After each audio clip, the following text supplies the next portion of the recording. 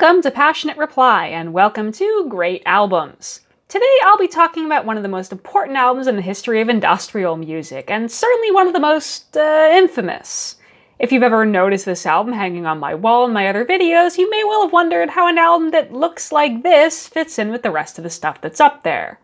This record is the pioneering industrial group Throbbing Gristle's classic 20 jazz funk greats, and it's essentially a bait and switch. It looks like a dorky family band record from the bargain bin, but when you put it on, it sounds like this.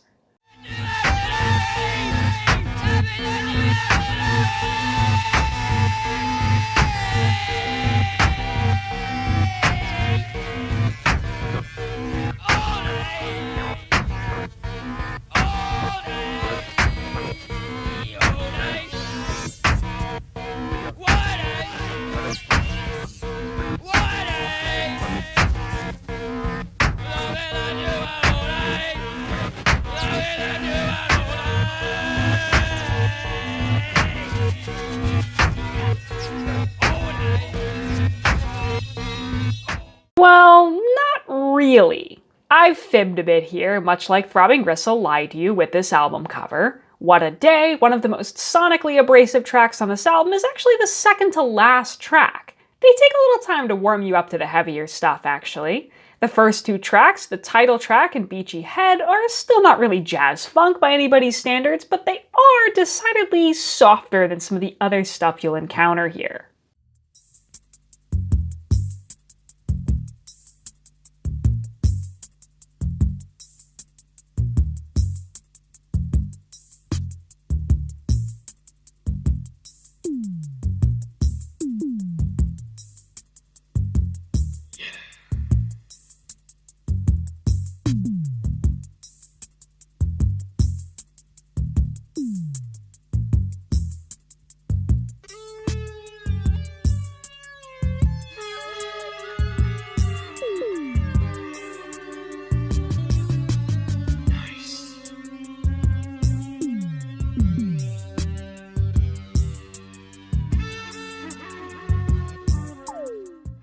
Things arguably don't start really heating up until we reach the third track on the album, Still Walking, which introduces us to ear-splitting distortion, rapid, disorienting percussion, and buried, albeit deeply ominous vocals, sounding like the first typical Throbbing Gristle track.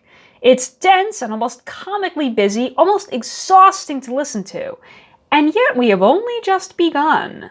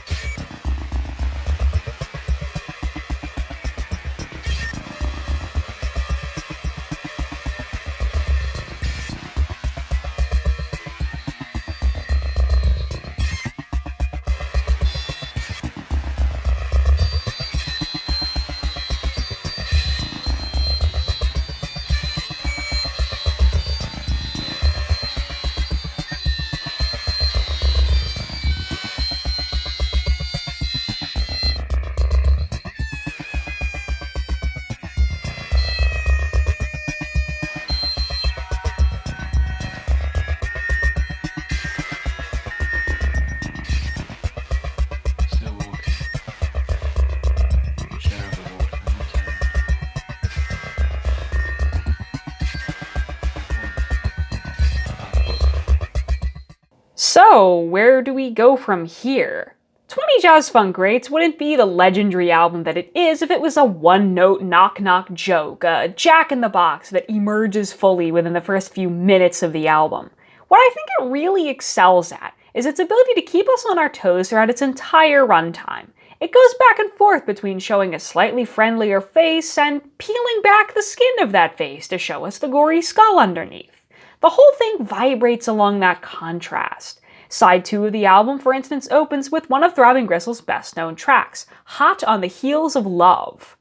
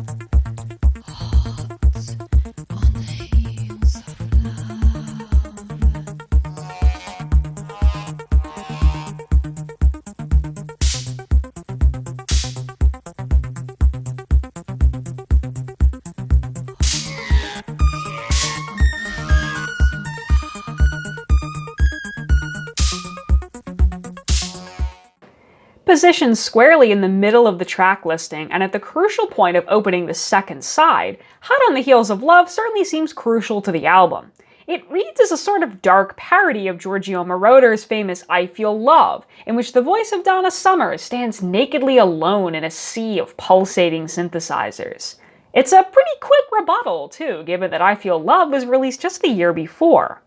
Despite those sultry, breathy vocals, courtesy of Così fan tutti, there is no mistaking this one for a disco hit, not with its harsh hi-hats and gritty, highly textural synth scrapes. Hot on the Heels of Love features minimal lyrics, and they're almost insultingly vapid ones, but 20 Jazz Funk Greats also features two prominent tracks that are much heavier in lyrical content, which I like to think of as complementary to one another: Convincing People and Persuasion, which appear on the first and second side of the LP, respectively. Now you're people, and we're people. We've got to be to convince people. It's the name of the game. It's the name of the game. It's the game of the name.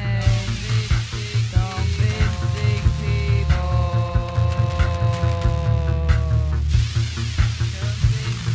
Convincing people.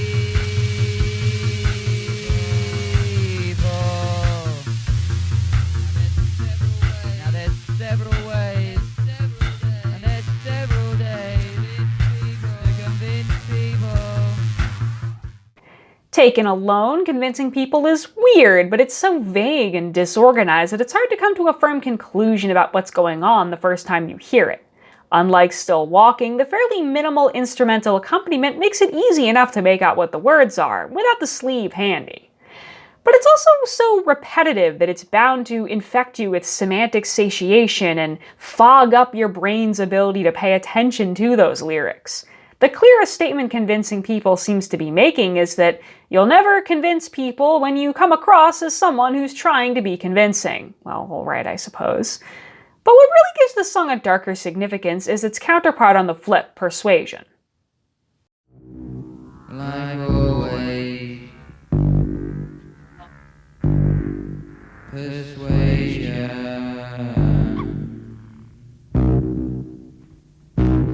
Now there's lots of ways to persuade you. I could do it with money. I could look at you. I could show you all that. You might as well do it anyway. You might as well choose to play the game.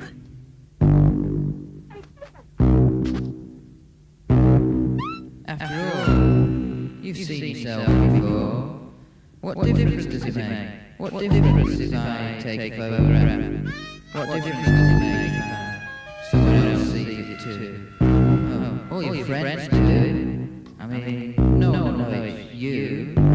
Anybody. It could be anybody. I mean, those magazines, you know, they only go to middle-aged men.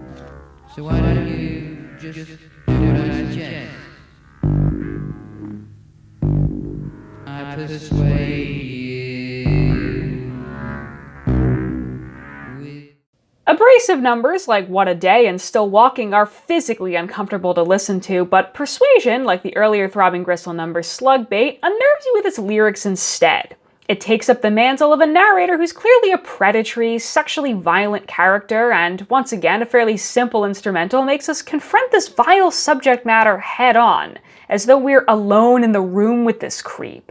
Persuasion and Convincing People are extremely similar, but the biggest difference between them is that Persuasion is the escalation of their shared basic idea, with its much more explicit lyrics and use of dissonant, unpredictable human screaming sounds.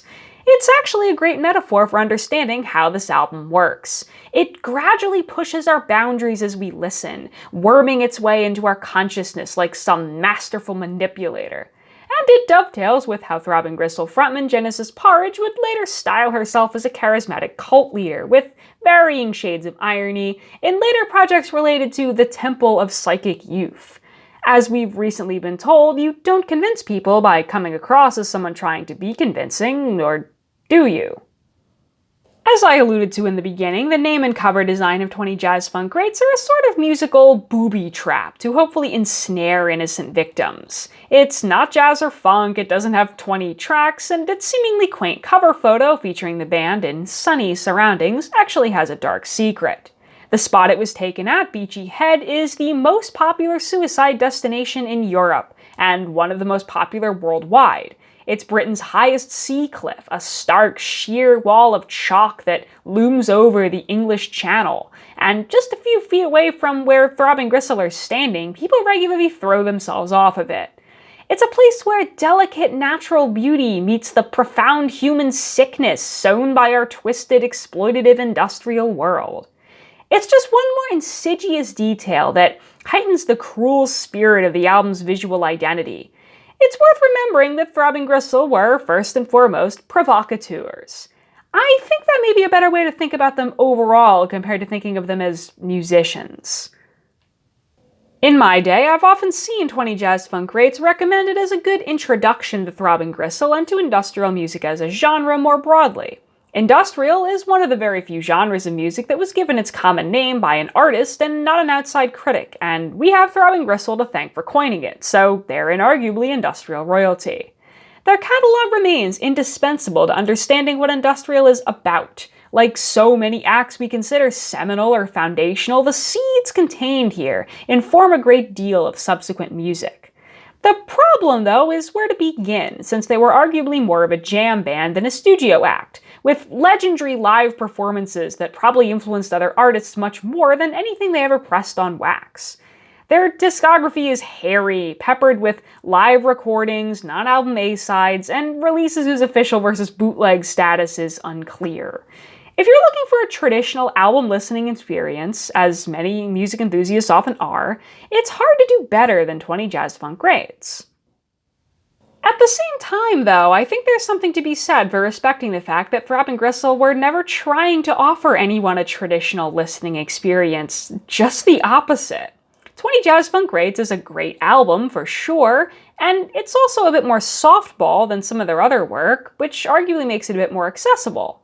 But is it really all that fair to try and wring an accessible experience from a band like Throbbing Gristle when it isn't particularly representative of their work? Or is it better to meet them head on and try to tackle them on what appear to have been their own terms?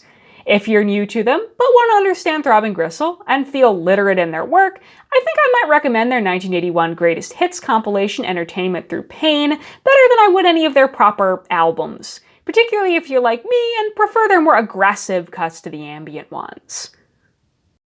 You make me shiver. Sitting here I lose all fear. Making love in different places. Jealousy brings you so near. It still helps me be happy. It still helps make me free. Yet it still helps me be happy. And it still helps make me free.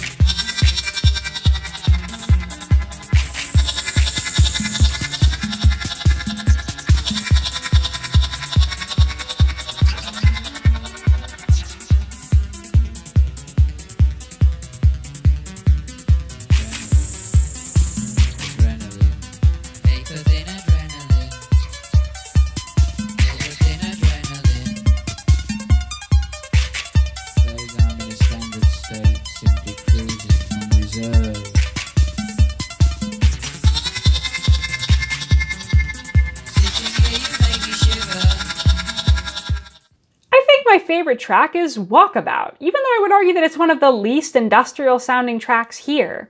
It isn't heavy, rhythmic, or sludge textured, but instead serves as a sort of breather between Persuasion and What a Day, a brief floating melody that drifts by like a cirrus cloud. It's both playful as well as devious, wedging itself between some of the hardest hitting stuff, looking like it might be a reprieve, but ultimately leading right back into harsh musical territory, like an abuser love-bombing you between some of their worst behavior. Perhaps Walkabout is something like a masochist aftercare, a moment of healing and cool down after the excesses of simulated abuse. Or perhaps it's the stillness and disquiet peace of the grave for those who meet their end at the hands of Persuasion's narrator. Ambiguity and possible irony are an integral part of Throbbing Gristle's particular danse macabre, so I'll leave the rest of the interpreting up to you. Thanks for watching.